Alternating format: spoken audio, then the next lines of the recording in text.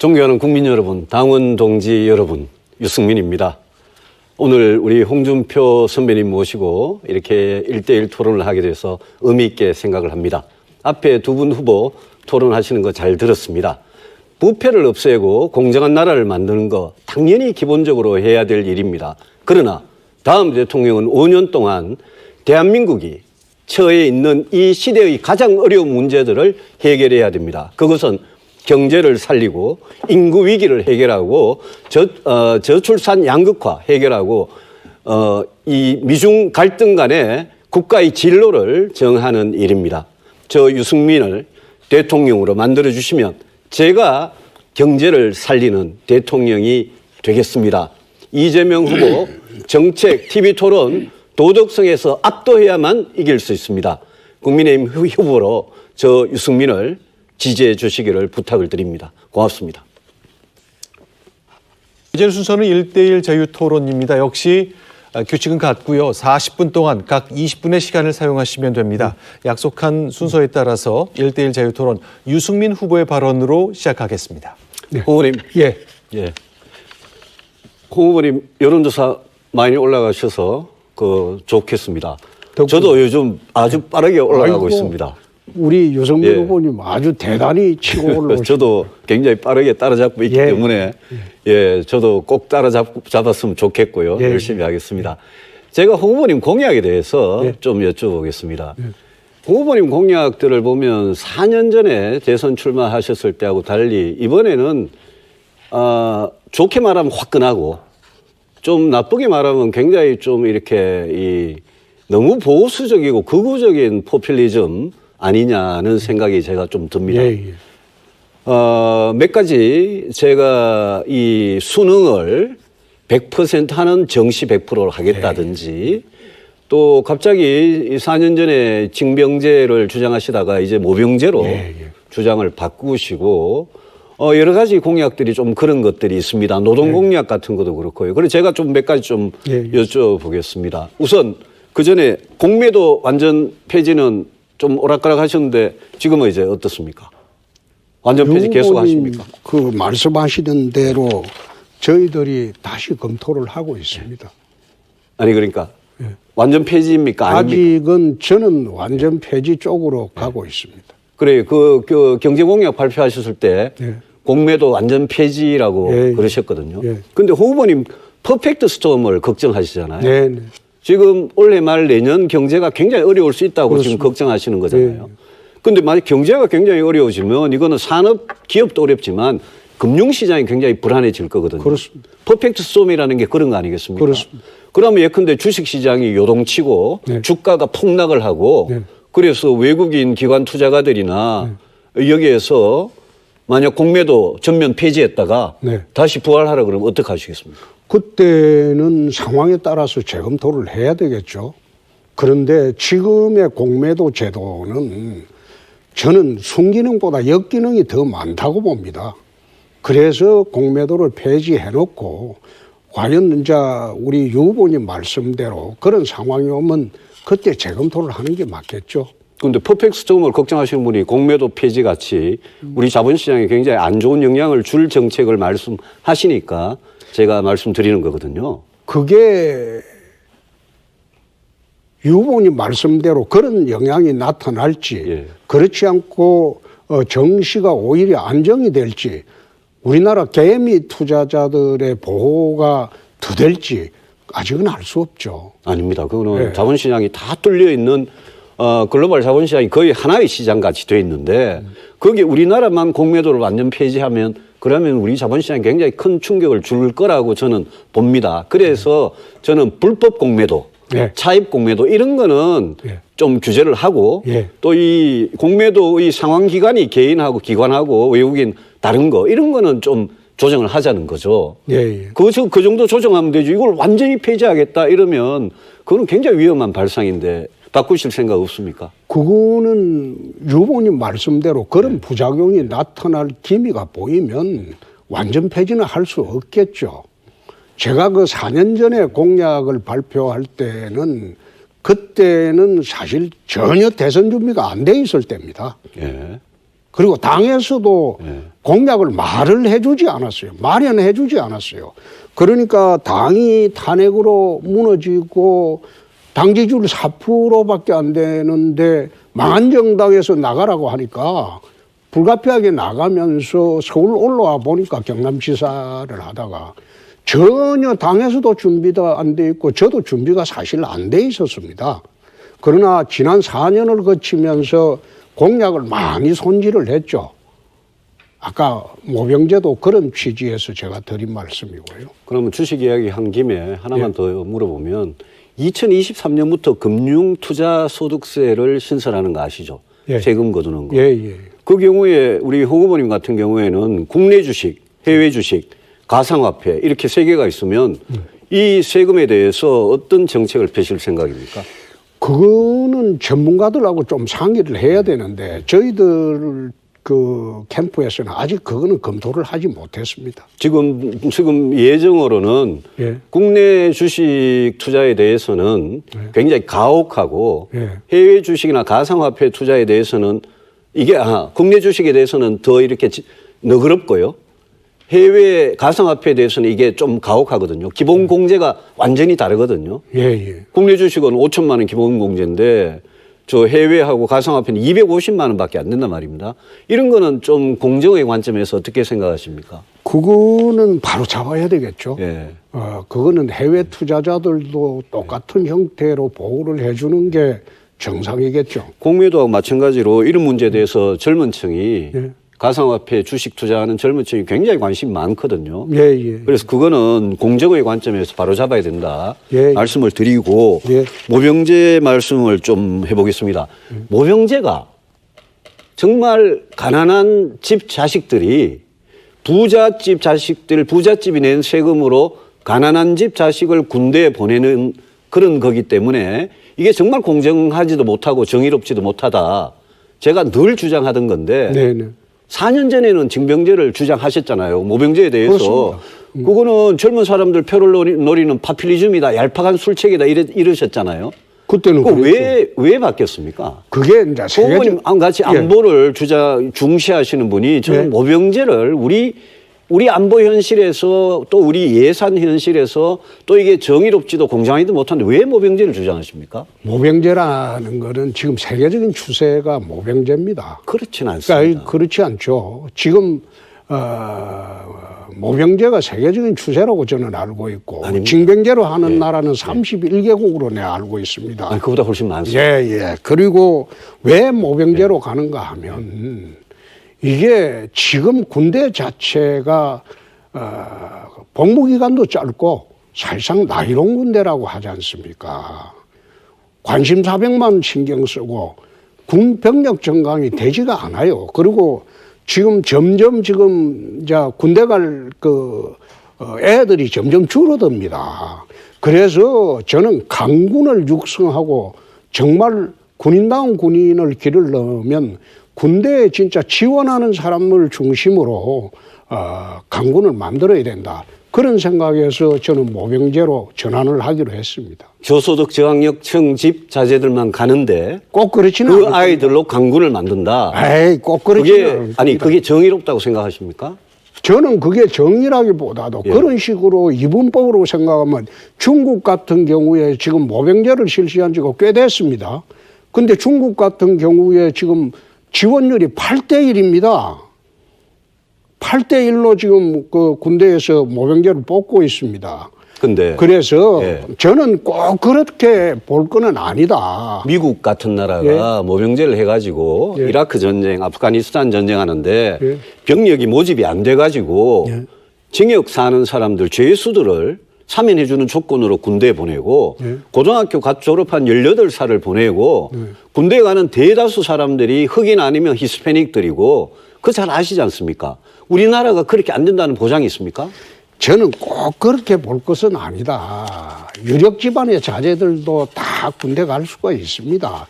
그리고 지금 그런 식으로 이분법적으로 봐버리면 참 어느 정책이라도 실시하기가 곤란하죠. 아닙니다. 이분법이 아니고 홍 후보님 방위 갔다 오셨죠? 그렇습니다.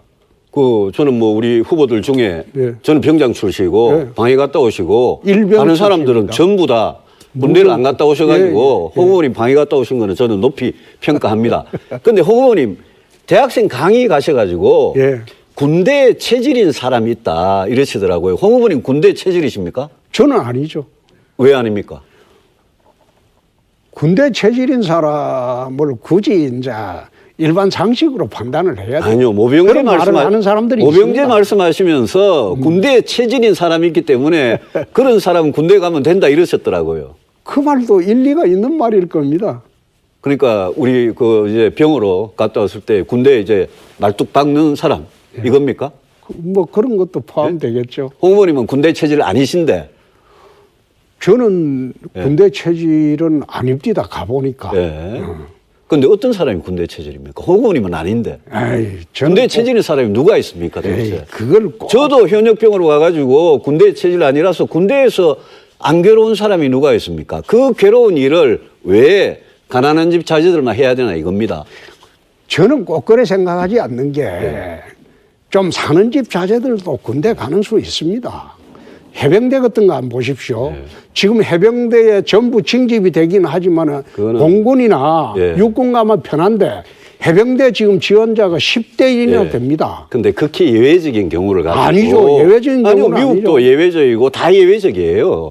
대만에 그저께 헤드라인에 대만군이 완전히 당나라 군대가 돼가지고 만약 중국이 대만을 침범하면 대만 군인들이 아이고 중국이 침범하면 미국이 와서 도와주겠지 이렇게 생각하는 거 기사 보셨습니까? 그건 본 일이 없습니다. 아닙니다. 그저께 커나게 났는데 네. 그게 월스트리트 저널을 미국에서 대만군을 아주 심층 리포트를 글에 썼는데 대만군이 바로 모병제로 전환해가지고 지금 군기가 완전히 해이해졌다는 겁니다. 우리나라라고 그렇게 안 된다는 보장이 있습니까? 저는 오히려 대만이 중국에 대해서 느끼는 위협이나 우리가 북한에 대해서 느끼는 위협이나 뭐가 다릅니까? 오히려 모병제를 실시하게 되면 일당백하는 강군을 만들 수가 있을 겁니다. 예. 저는 그래 생각합니다. 아, 그리고 그 제가, 예. 이제 모병제만 그래 하시지 말고 예. 제가 이제 질문을 예, 한번 하십시오, 하겠습니다. 하십시오. 예. 유 후보님은 이제 우리가 쭉 이래 토론을 했는데 어떤 대통령을 하고 싶으십니까? 저는 예. 제가 아까 모두 말씀에서 말씀을 드렸죠. 저는 정말 또 한 명의 실패한 대통령이 아니라 우리 시대가 안고 있는 여러 가지 문제들이 구체적으로 있지 않습니까? 그중에 저는 제가 대통령이 되면 경제를 다시 일으키는 경제 성장을 다시 일으키는 그런 대통령이 돼서 그걸로 일자리 만들고 소득 만들고 세금 나오게 해서 그걸로 저는 인구 위기하고 불평등을 해소하겠다. 딱 그 국가 전략을 가지고 있습니다. 경제부총리 하면 안 되겠습니까? 제가 대통령이 되면 예. 우리 홍 후보님을 법무부 장관으로 할까 싶은데 어떻습니까? 저는 법무부 장관 시켜주면 좋죠. 예, 그렇게 하겠습니다. 그런데 예. 저는 이게 이제 대통령에 이번에 예. 출마하면서 박정희 대통령은 조국 근대화를 하신 분입니다. 그렇죠. 그렇죠? 예. 5천만 국민의 가난에서 이제 벗어나게 하신 분인데 홍준표는 대통령이 되면 조국 선진화를 한번 이루는 선진국 시대의 원년을 맞이하는 그런 대통령을 제가 한번 해보겠다. 그런 생각으로 대통령에 출마를 했습니다. 우리가 조국 근대화가 되고 난 뒤에 이미 이제 금년부터 선진국 시대에 들어왔지만은 정치, 경제, 사회, 문화, 대북, 안보, 국방, 외교 모든 분야가 우리가 개발도상국 시대의 체제나 그런 문화로 지금 되어 있거든요. 이 부분을 전부 선진국에 걸맞게 고치는 게 다음 대통령이 가장 해야 할 중요한 과제라고 저는 생각합니다. 동의합니다. 예. 네, 네. 예, 동의하고요. 예. 다만 홍 의원님 5년이라는 임기는 무지 짧거든요. 그렇습니다. 그러니까 대통령이 이것 찔끔 저것 찔끔 해가지고는 아무것도 바뀌어지는 게 없는 과거 대통령들이 다 그랬거든요. 네. 그러면 홍 후보님께서는 막연히 선진화 이러시지 말고 뭘 가장 중점적으로 하시겠습니까? 자, 정치 분야는 지금은 우리가 개헌을 할 수가 없습니다. 저기가 180석이기 예. 때문에 그래서 제가 그 대통령이 되고 난 뒤에 2년 뒤에 있을 총선에서 정치 분야하고 경제, 사회 모든 분야의 헌법 개정을 한번 시도를 해보려고 합니다. 정치 분야 같으면 상하원 양원제를 도입을 하고 대통령 중임제를 도입을 하고 그리고 국회의원 국민 소환제. 요즘 뭐 국회의원이 돈 묻고 감옥 가도 월급 받고 안 나가고 하잖아요. 그래서 이거는 강제로 쫓아내려면 국민 소환제밖에 없으니까. 그리고 국회의원의 불체포 특권 이것도 없어야 됩니다. 물론 면책 특권 같은 경우에는 있어야 되겠죠. 그리고 이런 모든 분야의 개헌을 하면서 지방행정 체제를 3단계에서 2단계로 바꾸고 말하자면 광역, 기초, 국가 이런 단계에서 전부 지방자치단체, 국가 이런 2단계로 바꾸고 이런 개헌을 우선 정치 분야에서 해보려고 합니다. 어떻게 생각하십니까? 예, 뭐 저는 뭐 상당 부분 동의하는 것도 있고요. 네. 저도 그렇게 생각하는 것도 있습니다. 있는데 제가 아까 그 모병제 이야기를 조금만 더 하면요. 홍 후보님 여성 징병제는 어떻게 생각하십니까? 그거는 시대의 흐름과 나는 맞지 않는다고 봅니다. 그러니까 홍 후보님이 어차피 모병제 주장하시니까 여성 징병제하고는 제일 거리가 먼신 분이죠. 그렇습니다. 그런데 여성이 지금 부사관이나 장교는 가지 않습니까? 그렇습니다. 그것도 일종의 예. 모병제죠. 그렇죠. 그거는 자원해서 가는 거죠. 그렇죠. 그런데 그러니까 여성이 그 모병제든 징병제든 여성이 부사관이나 장교는 가는데 병으로 가면 안 되는 이유가 있을까요? 글쎄요. 그거는 징집제도라는 거는 전 국민한테 이제 다 아니 징집이든 모병이든 아니, 여성이 그러니까. 병으로 가면 안 되는 이유가 있겠죠. 아이 가고 싶은 사람 병으로 갈 수도 있겠죠. 그러면 여성 모병제에 대해서는 찬성하십니까? 모병제는 지금도 하고 있잖아요. 아니요. 그 지금은 부사관 장교만 하는데 병에 대해서. 병에 대해서 그런 메리트가 있으면 지원을 할 수가 있겠죠. 말하자면 들어와서 일정 기간 지원병제죠. 그거는 일종의 징병제가 아니고 지원병으로 들어와서 일정 기간 복무하고 나면 국가에서 무슨 메리트를 줘야 되겠죠. 그건 할 수 있다. 그렇습니다. 근데 홍 후보님 그 남자의 경우에도 모병제로 할 경우에는 대기업 초봉을 준다고 그러셨잖아요. 그렇습니다.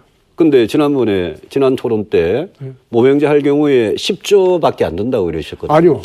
그게 연 10조입니까? 아니요. 조사를 해보니까 1년에 아마 증가되는 게 1조 한 3천억 정도만 증가된다. 그런 이야기를 합니다. 아니 우리 55만 현역병들한테 대기업 초봉을 주고 아니 병들한테 대기업 초봉을 주면 하사관은 더 줘야 될 거 아닙니까? 지금 대기업 초봉이 지금 한 월 350에서 400쯤 되거든요. 제가 근데 하사관이 240만 원 받거든요. 하사가 병장보다 더 받아야 될 거 아닙니까? 아니. 예산이 엄청나게 드는 건데 그거를 연 1조밖에 안 든다 이러시니까 아니, 예. 그게 현재 지금 부사관하고 장교들은 한 20만 명 되지 않습니까? 예. 그 다음에 일반 징집되는 병들은 30만 조금 넘죠. 그걸 전환을 할 때 드는 비용이 그 정도 된다. 예. 그렇게 이야기를 합니다. 모병제 전체 비용은요? 전체 비용이 추가로 들어가는 비용만 지금 우리가 지금 현재 국방 들어가는 비용하고 30만 정도의 일반 병들 거기에 전환을 할 때 드는 비용을 플러스하면 되겠죠. 병사한테만 5년간 30조 원이 더 들고요. 네. 이거는 국회 예산정책처 자료입니다. 네. 그리고 또 다른 축에 따르면 국방 예산은 지금 한 52조 수준인데 이게 1.5배로 늘어나거든요. 그럼 한 75조가 이상이 되는 거예요. 네, 네. 그러니까 홍 후보님 말씀하신 1년에 뭐 1조 한 몇천억밖에 안 넣는다라는 거는 그거는 이 모병제로 바뀌는 거를 너무 이렇게 돈 안 든다 이런 식으로 이야기를 하시는 건데 예. 홍 후보님 돈하고 관련해서 예. 서민복지 예. 공약을 하셨잖아요. 예. 그 홍 후보님은 서민복지 하시면서 홍 후보님 공약 들어보면 세금은 오히려 낮춘다. 소득세, 법인세, 네. 뭐 종부세, 뭐 재산세 다 낮춘다. 네. 세금은 그렇게 낮추면 그러면 홍 후보님이 나중에 복지를 어떻게 하실 겁니까? 문재인 대통령이 하는 복지에서 홍 후보님은 뭐를 이렇게 잘라낼 겁니까? 그게 이제 복지 체계를 정비를 좀 하고 네. 이중으로 지급되는 것도 조금 있는 것도 한번 정비를 해보고 예. 그리고 복지 관련 공무원 전달 체계도 지금 복잡하게 되어 있습니다. 그걸 갖다가 무슨 블록체인 기술인가 그걸 도입을 해서 한번 정리를 해보고 고정비용을 한번 줄여보자는 겁니다. 고정비용을 줄이고 그 다음에 부족한 부분은 다른 분야의 예산에서 선순위로 좀 끌어와 보자는 겁니다. 예산에 이제 우리가 편성을 할 때 내 예를 하나 이제 지난번에도 그런 말씀을 드렸는데 경남지사 할 때는 다른 자치단체보다도 우리가 정세를 한 것도 없어요. 근데 내가 한 6% 이상 복지 비용을 지출을 더 했습니다. 다른 자치단체에서 31.3% 할 때 우리는 37.8%인가 했습니다. 글쎄요. 경상남도 복지가 홍 후보님이 도지사 하실 때 얼마나 개선이 된지 저는 잘 모르겠습니다만은 근데 경상남도하고 대한민국 중앙정부는 다를 거고요. 홍 후보님 구체적으로 내가 대통령이 되면 문재인 대통령이 하던 복지 중에 이거는 내가 커트하겠다, 날리겠다 이런 게 있습니까? 보편적 복지는 저는 시행을 하지 않을 겁니다. 어떤 보편적 복지? 말하자면 국민 전체에 일괄적으로 지급되는 그런 복지보다는 그것은 가난한 사람한테 좀 더 집중적으로 지원하는 그 제도를 내가 채택을 할 그러면 겁니다. 아동수당 없어지고 살만한 사람한테는 그 줄 필요는 아동수당 없죠. 없어지고 그다음에 기초노령연금 그거는 제 이야기는 아동수당이 없어지는 게 아니고 아동수당 중에서 일정 그 금액 이상의 소득이 되고 재산이 되는 분한테는 그분들은 안 받아도 되니까. 네, 좋습니다. 그럼 그러니까 그걸 가난한 사람한테 몰아주자는 거죠. 기초노령연금은요? 그것도 마찬가지죠. 그럼 모든 거를 이제 어려운 분들한테만 지급하자. 그렇게 봐야 되겠죠. 그러면 무상급식은요? 무상급식도 저는 지금 이게 옛날부터 문제가 됐잖아요. 옛날부터 문제가 됐는데 예산의 집행의 우선순위 문제지 않습니까? 무상급식하고 지금은 그게 일반화가 돼버렸어요. 무상급식하고 무상보육도 그렇게 줄이실 겁니까? 그게 제가 이야기하는 거는 없애는 게 아니고 그 돈을 받아서 별로 가게에 도움이 안 되는 계층은 딴 걸로 대치를 해주는 게 맞지 꼭 그 돈을 지급을 해야 되느냐 그 뜻입니다. 홍 후보님 재정개혁, 행정개혁 중에요. 아까 말씀하신 것 중에 공무원 수를 대폭 줄인다고 말씀하셨어요. 저도 문재인 대통령이 공무원을 17만 4천 명 늘린 거 옛날부터 지금까지 계속 비판했습니다. 그런데 공무원이라는 게 이거 한번 딱 늘어나면 공무원 법에 따라 가지고 해고가 자유롭지 않거든요. 그러면 홍 후보님께서 공무원 수를 대폭 확 줄인다고 이렇게 말씀하셨던데 무슨 수로 줄입니까? 해고합니까? 해고한다는 게 아니라 우선 그게 문재인 정권 들어와서 너무 방만하게 늘어났으니까. 저 동의합니다. 그러면 공무원을 정원을 할 때 정원을 덜 하면서 차츰 자연 소멸되는 걸 기대를 해야죠. 그러니까 그건 동결이죠. 그렇습니다. 동결인데 자연 소멸하면 그만큼 뽑는다는 이야기 아닙니까? 저는 공무원 가지고 일자리를 만들자는 그런 생각은 처음. 그러면 자연 소멸하는 그걸 놔두고 5년 동안 공무원 안 뽑겠다 이겁니다. 그건 극단적인 이야기고. 아니요, 대폭 확 줄이겠다고 말씀하셔놓고 정부 지금 답을 못 하시면 어떡합니까? 정부 통폐합을 하겠다고도 이야기했습니다. 그럼 고위공직자들을 많이 줄이는 셈이 되죠. 고위공직자 그래가지고 몇 명이 줄겠습니까? 지금 공무원이 113만 명인데 그걸 도대체 그러니까 확 줄이겠다는 거 이거는 사실이 아니네요. 결론적으로 5년 동안 공무원 정원하는 걸 동결하는 방향으로 갈 겁니다. 동결하면 문재인 정부 숫자하고 똑같이 간다. 문재인 정부가 임명한 공무원들이 자연 도태되는 경우가 있을 겁니다. 그러면 그 홍 후보님께서 서민 선심성 예산 줄이고 공무원 줄여가지고 그 예산으로 복지하겠다는 말이 이게 참 좀 쉽지 않고 안 맞는 말 같아서 제가 자꾸 드리는 말씀입니다. 경남지사 때 다 해봤습니다. 경남지사하고 대한민국하고 같겠습니까? 그래서 경남지사 때 그거 해가지고 내가 그 흑자 도정을 아마 한국 사상 최초로 해본 일이 있습니다. 그거는 뭐 저도 기록을 찾아보겠습니다. 그리고 그 수능 100% 정시 100% 이거 진짜 하십니까? 그렇게 추진하려고 합니다. 그러니까 수시를 0%로 줄이고 정시를 100%로 하는데 네. 그 정시도 전부 다 수능 100%로 한다. 그렇습니다. 이거는 우리 학부모들, 학생들 관심이 굉장히 많은 거거든요. 그 분야는 단계적으로 한다는 거죠. 홍 예. 의원님 그렇게 하면 왜 고등학교를 왜 다니겠습니까? 제가 학부모고 제가 학생이면 아니 정시가 100%고 그것도 전부 다 수능만 100%고 하는데 그러면 학생부에 교과가 있고 비교과가 있는데 그 내신 같은 거는 반영 안 한단 말입니다. 저는 그러면 내신은 저 안 하려고 같으면 합니다. 학교 안 가고 검정고시 치고 빨리 대학 가고 학원이나 열심히 다니고 수능 문제나 딸딸 외우고 그러면 되지. 이거는 공교육을 완전히 없애자는 이야기 같은데. 그런데 참 그 질문하시는 게 극단적인 상황만 가지고 아닙니다. 하시는데. 홍 의원님이 하도 극단적인 공약을 많이 하셔가지고. 유 후보님, 예. 옛날에 우리 시대에 그런 적이 있었지 않습니까?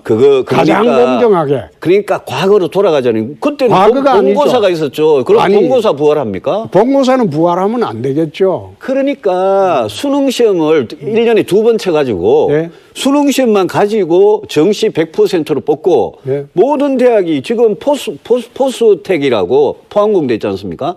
포스텍 같은 데는 정시 0%에 수시 100%입니다. 네. 그런 학교까지 다 정시 100%로 하라. 네. 이게 극단적인 정책이지 어떻게 제 질문이 극단적입니까?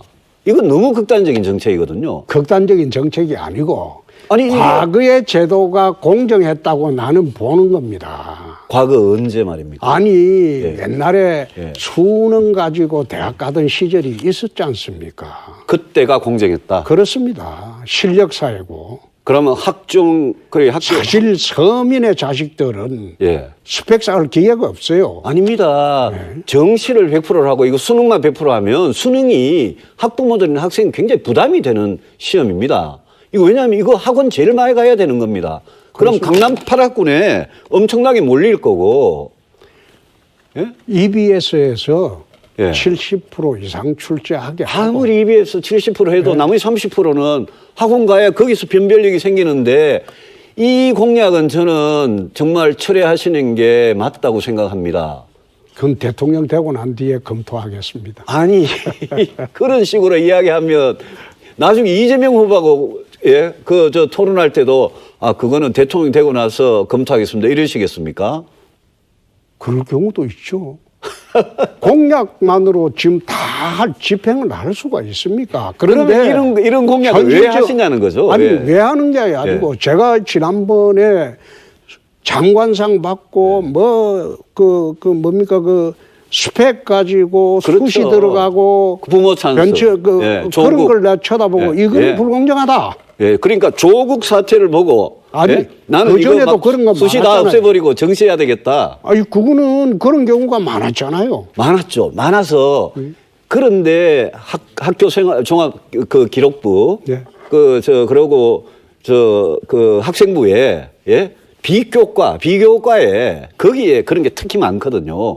물론 교과도 내신 성적이나 수행 평가에서 그런 불공정한 게 있을 수 있죠. 그런 걸 공정함을 유지하면서 고등학교 공교육을 살려가면서 될 수 있으면 사교육을 없애가면서 수시 정시를 어떻게 하냐 여기에서 균형을 찾아야지 어떻게 조국 사태 하나 났다고 그렇게 극단적인 교육 정책을 하시냐 이겁니다. 그러면 예. 대통령 되고 난 뒤에 다시 한번 살펴보겠습니다.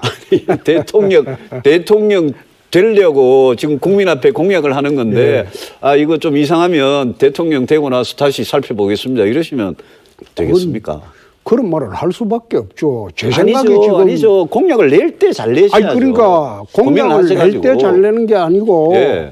열심히 생각을 해보고 그래 정리를 했는데 유 후보님이 안 된다고 하니까 다시 한번 생각해 보겠다 그런 취지로 말하는 거죠. 저는 우리 홍 후보님 쿼터 아파트 좀 물어봅시다. 토지 임대부 아파트. 예. 홍 후보님 굉장히 자신 있어 하시는 부분인데 쿼터 아파트가 옛날에 홍 후보님 토지 임대부 아파트를 말씀하셨거든요. 그렇습니다. 근데 이번에 토지 임대부 아파트 이거를 이제 쿼터라고 이름을 붙이셨거든요. 워낙 부동산이 폭등했어요. 그러니까 반값도 아니고 4분의 1 값으로. 그렇습니다. 그죠? 4분의 1 값으로 이제 토지를 구해가지고 거기에다가 이제 한다는 거 아닙니까? 토지 임대부니까. 이거를 몇만 원이나 하실 수 있다고 생각하십니까? 서울의 강북에 재개발을 하게 되면 아마 5만 호 이상은 할 수 있는 것으로 되어 있습니다. 1년에. 1년이라고 이야기하기는 어렵죠. 그게 이제 강북을 재개발을 하게 되면 전부 재개발을 하게 되면 재개발 지역에 사는 분들이 토지하고 그 건물을 위탁을 합니다. 그렇죠. 그러니까 이제 해놓고 내한테는 33평 아파트를 주라 그런 식으로 다 하거든요. 그렇죠. 그냥 그러면 그 땅은 공공용지가 돼 버립니다. 근데 거기에서 그 지역에 있는 분들은 완전 분양 아파트를 지어주고 그리고 내가 이야기를 한 게 용적률을 지금 법상 허용된 게 1,500%입니다. 1,500%까지 재개발 지역 내에서는 쿼터 아파트를 지을 수가 있다는 겁니다. 절반은 예. 근데 이 코타 아파트가 홍 후보님께서 옛날에 토지 임대부 이 방식을 법안을 발의하셔가지고 이걸 노무현 정부 때 함했다가 실패를 하고 이명박 정부 때 이 서초구하고 강남구에 이걸 했습니다. 보금자리 안에. 예. 그래서 주변 시세가 분양가가 6억인데 이 토지 임대부는 2억에 분양을 했어요. 그렇습니다. 근데 나중에 시간이 지나니까 이 시세가 비슷하게 돼가지고 토지 임대부 이걸 받은 사람은 자기가 완전히 로또 당첨된 것 같이 돼버렸단 말입니다. 그건 아니죠. 그래서 제가 그거는 왜 쿼타, 반값, 원가 이게 전부 다 기본주택, 이재명의 기본주택 이게 전부 다 상당히 이게 문제가 있다고 생각하냐 하면 우리 시민들이 원하는 거는 그냥 집값을 전반적으로 전월세를 전반적으로 낮춰달라는 원하는 거지 무슨 로또 아파트를 그것도 모두에게 돌아가지도 않고 일부 소수만 로또 당첨되는 그런 아파트를 달라 이거는 굉장히 불공정한 거거든요. 그게 지금 근데 이명박 정부 때 실제 해본 서초구하고 강남구에 해본 경험이 결국 그래 됐어요. 로또가 돼버렸어요. 오해를 하고 계시는데 예. 거기에 환매 조건부를 붙입니다. 판매 조건 뭐 압니다. 그렇습니다. 예. 근데 그러니까 이명박 10년 정부- 지나서 10년 아니, 지나서 로또가 됐다고요, 이게. 10년 지나면 그때는 이미 소유를 인정을 해줘야죠. 아니죠. 이거는 불공평한 문제죠. 6억 주고 민간 분양을 받은 사람하고 2억에 토지 임대부 분양받은 사람이 똑같이 10년이 되면 가격이 비슷해져 가지고 로또 아파트 당첨된 사람은 로또가 되면 이거는 저는 불공정한 정책이라고 생각합니다. 꼭 그런 식으로 말씀하시면 예. 지금 강남의 아파트 당첨되는 거는 다 그렇습니다. 그렇죠. 맞습니다. 다 로또잖아요. 그래서 그 분양 제도를 개선하자는 게 지금 많이 이야기가 나오지 않습니까? 분양제도를 지금 몇 대 정권에 걸쳐서 예. 다 개선을 해도 예. 분양을 받으면 바로 로또가 되는 세상이 그렇습니다. 돼버렸는데. 그러니까 분양을 받으면 바로 로또가 된다는 거는 그만큼 아파트 가격이 올라갔다는 이야기거든요. 그렇습니다. 그러니까 공급을 늘리고 세금 줄이고 재개발 재건축 규제 풀고 용적률 규제 풀고 이래가지고 전반적인 시세를 낮추자는 건데 홍 후보님이나 우리 윤석열 후보님의 쿼타 아파트 또 원가 아파트 또 우리 원효령 후보님의 반반 아파트 이재명 후보의 기본주택 이런 게 전부 다 이 원리가 비슷해요. 그래서 저는 이런 로또를 하는 건 아니다 이런 생각이거든요. 동의하지 않으십니까? 그거는 동의하기 어렵죠. 예. 토지 임대부 하시겠다. 그렇습니다. 뭐 5만 원 정도 해가지고 그게 무슨 영향이 있겠습니까? 집값 안정에는 큰 도움이 되죠. 5만 원 해가지고 그러면 그게 그 어떻게 집값 주변에 안정이 있는 되겠습니까? 주택들이 다 그 안정이 됩니다. 그거는 꼭 그런 건 아니죠. 아니요. 토지 임대부 5만 원을 한다고 우리 지금 부동산 가격이 안정된다. 서울 부동산 가격만 잡으면 예. 전국 부동산 가격이 다 안정이 됩니다. 저도 그건 동의합니다. 예. 그럼 토지 임대부 이거는 이제 임대료를 내는 거죠, 계속. 몇십만 원씩 임대료는 됐든. 고밀도로 올라갈수록 예. 자기 부담하는 예. 그 점용하는 그 그렇지만 토지 토지 면적이 임대부니까 임대료를 적기 내겠죠. 때문에 임대료가 극히 싸집니다. 아니 그러니까 임대료는 어차피 내는 거죠. 그렇습니다. 그러면 전세 살든지 월세 살든지 하지 이걸 굳이 토지 임대부에 환매 조건부까지 있는데 이거 할 이유가 있겠습니까? 꼭 그렇지는 않죠. 자기 집이죠. 그래서 시세 차익이 로또가 된다는 겁니다. 제 말씀은. 그러니까 이거는 로또 아니면 장기 전세거든요. 이거는 전세는 아니죠. 자기 집이죠. 자기 집인데 예. 환매 조건부 되면 그게 장기 전세하고 비슷하다는 거예요. 시세 차익을 실현을 안 해주니까. 그러면 로또를 안 만들어주는 아파트가 되지 않습니까? 아니 그렇죠. 그러니까 그렇죠. 10년 미만은 로또가 아니고 장기 전세고 10년 이상은 로또다 이 말이죠. 10년 이상 거기 살았으면 예. 자기 권리를 인정해 주는 것도 상식이잖아요. 근데 그게 이제 불공평한 정책을 왜 굳이 해야 되냐라고 제가 묻는 겁니다. 글쎄요, 그것만 불공평합니까? 아니 그래도 지금 아파트 정책 전부 아니, 불공평한 걸 불공평하지 그래도 않습니까? 하나씩 고쳐 나가야지. 예. 그럼 이번에 제가 한번 예. 보겠습니다. 북핵 문제를 국민들이 굉장히 고민을 하고 있습니다. 이게 어떻게 해결했으면 좋겠습니까? 저는 대통령이 되면 바이든 대통령하고 만나가지고 바로 북핵 문제부터 해결을 해보려고 합니다. 네, 어떻게 하시는 게 좋겠어요? 저도 마찬가지입니다. 저도 뭐 첫 정상회담은 당연히 미국하고 한미 정상회담을 하되 그 회담에 저는 제가 주장하는 핵 공유 이거를 만약 관철을 시키려면 어지간해서는 설득이 안 될 겁니다. 이걸 관철을 시키려면 파이브 아이즈나 쿼드나 이런 데 우리가 가입하겠다. 네. 앞으로 중국에 대해서는 산불 정책 확실히 폐기하겠다. 네. 이런 모든 걸 천명하면서 한미 관계의 어떤 신뢰 이거를 회복해야 미국이 조금 움직일 것 같습니다. 네. 저는 그렇게 하겠습니다. 저도 똑같은 생각입니다. 지금 예. 지난번에 한번 제가 물어봤는데 대학 등록금 후불제는 어떻게 생각하십니까? 좋습니다. 예. 그거는 지금 뭐 예. 다른 나라에도 지금 실시하는 데가 아니, 그럼요. 있죠. 예. 무이자로 하고 정부가 이자 부담 해주고 그렇죠. 후불제로 하고 직업을 일자리를 찾으면 예. 그때 가서 원금을 상환하도록 하는 거 예. 저는 좋다고 생각합니다. 예, 예. 그 대신에 이제 정부 재정이 그만큼 드는 거니까 후보님 돈 쓸 때가 진짜 많거든요. 예. 그러니까 세금 다 낮추고 나는 이 돈 다 쓴다. 그거는 좀 무리한. 저는 집권을 하면 국민의 가처분 소득을 정대시켜주는 방향으로 또는 기업이나 이런 가처분 소득을 정대시켜주는 방향으로 감세 정책을 해보려고 합니다. 그러면 오히려 개인 소득이 정대가 되고 기업은 재투자할 수 있는 여력이 생기기 때문에 기업 규제도 전부 네거티브 시스템으로 다 한번 바꿔보려고 합니다. 그래서 기업이 자유롭게 기업 활동을 해서 돈을 더 많이 벌면 그만큼 세금이 마냥 거치겠습니까? 뭐 그렇게 레이건 시절에도 제가 기억에는 그렇게 한 걸로 알고 있습니다. 그런 거니까 예. 그게 이제 먹혀드는 조건에서는 그래 할 수 있는데요. 제가 시간이 별로 없고 시간이 많이 남으셔가지고 하나 간단하게 질문해 보겠습니다. 민노총 해체하실 겁니까? 해체는 할 건 아니죠. 저는 제가 대통령이 되면 지금 노동조합률이 12%밖에 안 될 겁니다. 그런데 그 노동조합률을 한 30%까지 올리는 그런 조합 장려 정책을 취할 겁니다. 그러나 노동조합이 이제는 선진국 시대에 와가지고 때법만 일삼는 노동조합은 그거는 유 후보님 말씀대로 강력히 규제를 해야죠. 저도 동의하는데 네.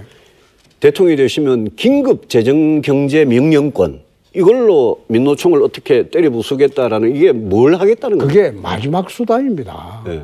마지막 수단인데 거기에 대해서는 제가 대통령이 되고 난 뒤에 한번 말씀을 드릴게요. 저는 대통령이 되면 긴급 재정 경제 명령권까지 동원해 가지고 예. 민노총하고 정교조 잡으려고 그런 건 아닌 것 같습니다. 그런데- 현행법으로도 예. 법만 지키면 문재인 정부가 법을 안 지켜서 그렇지 법만 지키면 가능하거든요. 지금 그 말씀하시는 거 저는 전적으로 동의를 합니다. 그런데 그렇게 해서라도 안 될 때는 극단의 방법밖에 없지 않습니까? 그래, 그 극단의 방법으로 뭘 하시겠다? 아니 긴급 재정명령으로 2016년도 홀랑드 대통령이 노동법 개혁을 한 일이 있습니다. 기금 재정 명령으로 법 개정을 하겠다. 예. 그 법 개정을 한 일이 있습니다. 예. 그래서 국회에서 민주당이 가만 안 있을 것 같은데 하여튼 한번 해보겠다. 예. 그거는 예. 더 이상은 제가 말씀드리기가 좀 그렇습니다. 2016년도에 불란서 올랑드 대통령은 우리나라하고 법제가 비슷합니다. 헌법이. 긴급 재정명령으로 노동법 개정을 했어요. 네. 그런데 올랑드, 그게 예. 의회에서 사실상 프랑스 국민들의 전폭적인 지지를 바탕으로 이게 통과가 되어버렸어요. 국민 지지를 받으면 통과될 수도 있겠죠. 예. 그 대북 정책 관련해서 아까 말씀하셨는데 원칙이 그 상호 불간섭주의, 네. 그다음에 체제 경쟁. 예. 그 제 의문이 불간섭주의면 북한의 인권 문제, 예. 핵 문제에 대해서도 불간섭입니까? 그리고 체제 경쟁이 예. 벌써 50년 전에 우리 1인당 소득이 북한을 능가했고 30년 전에 냉전이 끝났는데 예. 체제 경쟁은 이미 다 끝난 거 아닙니까? 저는 여기까지 하겠습니다. 예. 인권 문제는 그렇습니다. 이게 세계의 보편적인 문제이기 때문에 인권 문제는 우리가 북한의 내정 간섭이라고 할 수는 없죠. 그거는 세계 인류의 보편적인 문제이기 때문에 인권 문제는 우리가 그냥 두게 할 수 없죠. 그러나 북핵 문제는 해법을 아마 유 후보님하고 저하고 똑같을 겁니다. 핵 공유, 안 그러면 그 전술핵 재배치 이거로 균형을 맞추면 북이 핵으로 우리나라를 위협한 일이 없겠죠. 그러면 체제 경쟁은 끝났다고 하는데 체제 경쟁이 끝나면 북은 괴멸이 돼야 됩니다. 동서독처럼. 동서독이 체제 경쟁으로 나왔거든요.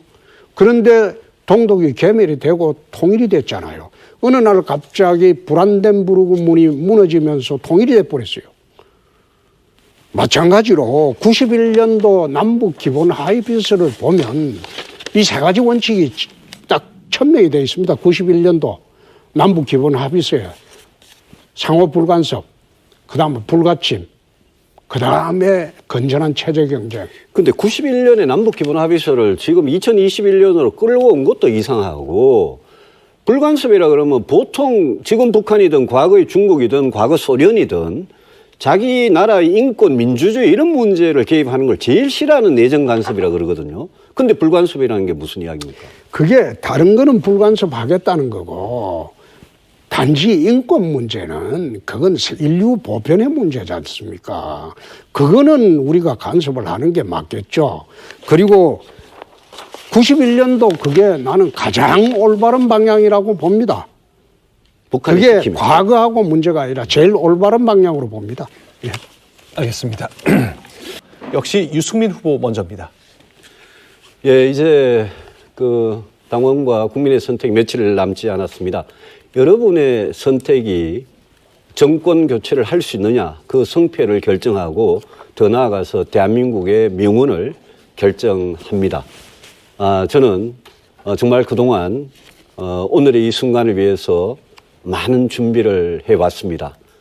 제가 국민의힘 후보가 되면 이재명 후보의 정책, 도덕성, 자질에 대해서 제가 모든 면에서 압도해서 반드시 이겨서 여러분께 대선 승리 보장해 드리고 그리고 성공한 정부 만들겠습니다. 저 이제 여론조사에서 아주 무섭게 올라가고 있습니다. 마지막에 며칠간 우리 당원 동지 여러분 또 시민 여러분께서 과연 누가 다음 대한민국 대통령으로 5년 동안 일하는 게 이 나라를 위해서 좋은 건지 다시 냉철하게 헤아려 주시면 감사하겠습니다. 고맙습니다.